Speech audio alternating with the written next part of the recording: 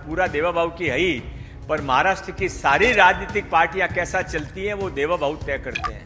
और ये हमारे राजनीतिक गुरु सत्तेच्या बाहेर असणारी भाजप या आदरणीय शिंदे साहेबांच्या या निर्णयामुळे ही पुन्हा सत्तेमध्ये आली आणि महायुती भक्कम करायचं काम आदरणीय एकनाथजी शिंदे साहेबांनी केलं। ऐसी परिस्थिति के अंदर जब 2014 में माननीय देवेंद्र जी आए थे तब भाजपा कोई बहुत मजबूत स्थिति में नहीं थी, पर उसके बाद के अंदर आज ये स्थिति हो गई है कि जो किसी के बारे में नहीं कहा जा सकता वो देवा भाऊ के बारे में कहा जाता है कि भाजपा तो पूरा देवा भाऊ की है ही, पर महाराष्ट्र की सारी राजनीतिक पार्टियां कैसा चलती हैं वो देवा भाऊ तय करते हैं।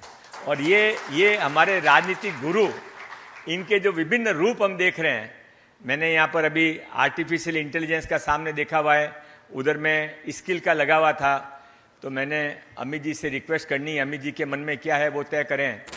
पण थोडंसं 2014 नंतर जी राजकीय स्थित्यंतर महाराष्ट्रात घडली, थोडं मंगलप्रभात लोढाने त्याच्याकडे सुद्धा पाठीमागं वळून बघितलं पाहिजे।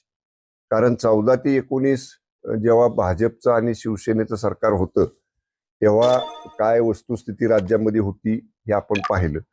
पण 19 नंतर जेव्हा महाविकास आघाडी झाली आणि ते झाल्यानंतर भाजप विरोधामध्ये बसली आणि उद्धव ठाकरे साहेबांनी राष्ट्रवादी काँग्रेस आणि काँग्रेस बरोबर महाविकास आघाडी करून सरकार केलं। त्यावेळची काय होती परिस्थिती, तर पूर्ण ताकदवान ही राष्ट्रवादी काँग्रेस असेल काँग्रेस असेल हे करण्याचा प्रयत्न त्या महाविकास आघाडी सरकारमध्ये झाला।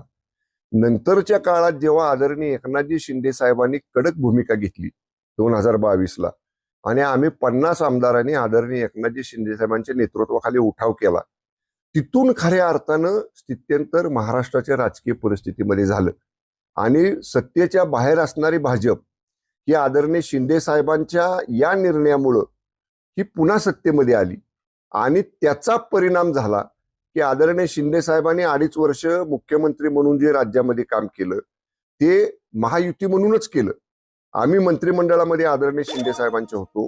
कोणताही निर्णय आदरणीय एकनाथजी शिंदे साहेब हे तत्कालीन उपमुख्यमंत्री माननीय देवेंद्रजी फडणवीस साहेबांना विचारल्याशिवाय संमती घेत चर्चा केल्याशिवाय एकमेकांचा विचारविनिमय करूनच घेत होते आणि महायुती भक्कम करायचं काम आदरणीय एकनाथजी शिंदे साहेबांनी केलं।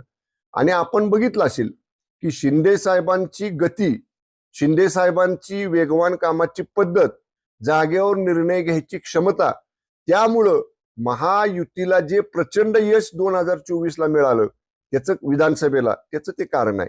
बरं आपण जर म्हणाल तर 2024च्या लोकसभेला देखील फॉल्स नरेटिव्ह जो सेट केला गेला महाविकास आघाडीकडनं त्याचा काही प्रमाणात त्याला फायदा झाला, पण लोकसभेच्या निवडणुकीनंतर विधानसभेच्या मतदानापर्यंत आदरणीय शिंदे साहेबांनी एवढं झुकून देऊन काम केलं की आपण बघितलं असेल आम्ही 80 जागा विधानसभेच्या लढलो आणि त्यातल्या 61 जागा जिंकून आल्या।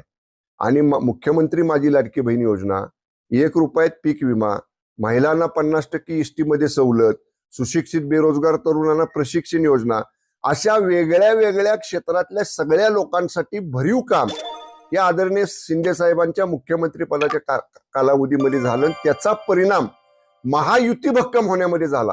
त्यामुळं मला मंगलप्रभात लोढा साहेबांनी एक सांगायचे की तुम्ही म्हणताय ती वस्तुस्थिती आहे, 14 पर्यंत भाजप एवढी ताकदवान नव्हती, पण 22 ला आदरणीय शिंदे साहेबांनी जी भूमिका घेतली त्या भूमिकेमुळे भाजप सत्तेमध्ये आलं, भाजपला सत्तेमध्ये चांगला वाटा मिळाला आणि शिवसेना आणि भाजप ही पूर्वीची असणारी युती आदरणीय शिंदे साहेबांनी परत भक्कम केली, परत पुनर्जीवित केली आणि एवढ्या मोठ्या प्रमाणात महायुतीला यश मिळायला आणि भाजप ताकदवान व्हायला निश्चितपणे कुठं ना कुठंतरी 2022 ला आदरणीय शिंदे साहेबांची उठावाची भूमिका आणि त्यामुळं पुनर्जीवित झालेली भाजप शिवसेनेची होती, त्यामुळं शिवसेना भाजप सत्तेमध्ये आली।